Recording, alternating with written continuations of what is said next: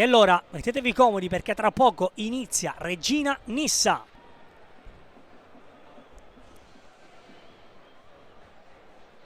Ecco il fischio del signor Sciolti. Reggina che ha presentato anche le nuove maglie con un richiamo alla storica maglia della Serie A con il logo vintage. Reggio Calabria che è stata anche sede del raduno di Operazione Nostalgia con tanti ex del passato che sono tornati al Granillo, su tutti ovviamente Ciccio Cozza.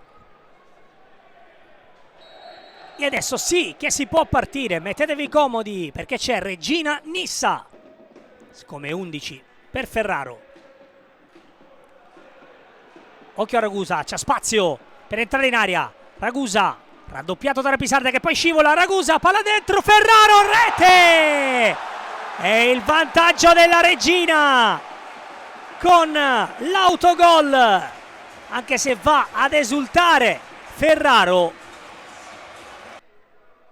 Poi in ombra fino a questo momento il centrocampo della Nissa.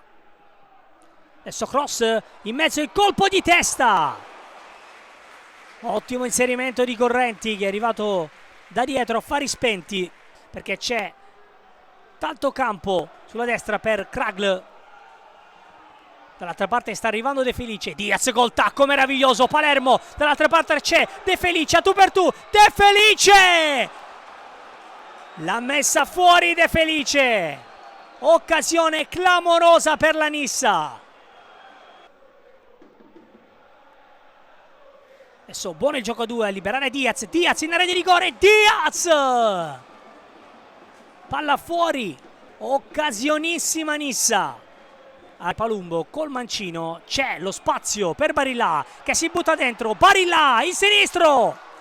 Creuso in angolo. Palla dentro. Salva la difesa del Nissa. Poi ancora un cross, male Creuso, Ferraro! La palla è dentro, no! E occhio al contropiede dall'altra parte perché c'è Kragl. Kragl a tu per tu, Kragl sbaglia tutto, Kragl, errore clamoroso, succede di tutto al Granillo, esce poi Lago Nigro. Vicino a Diaz, occhio a Ferraro, vince un duello, Ferraro, sterza, Ferraro! Ha sbagliato la cosa più facile. Luca Ferraro.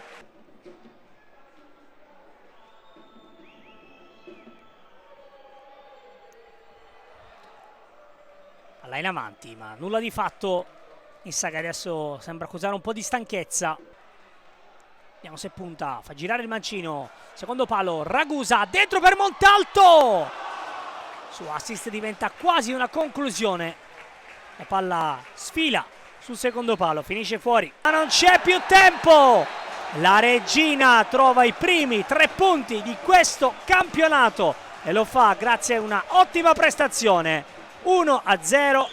La rete l'ha siglata Ferraro, propiziando l'autorete di Megna.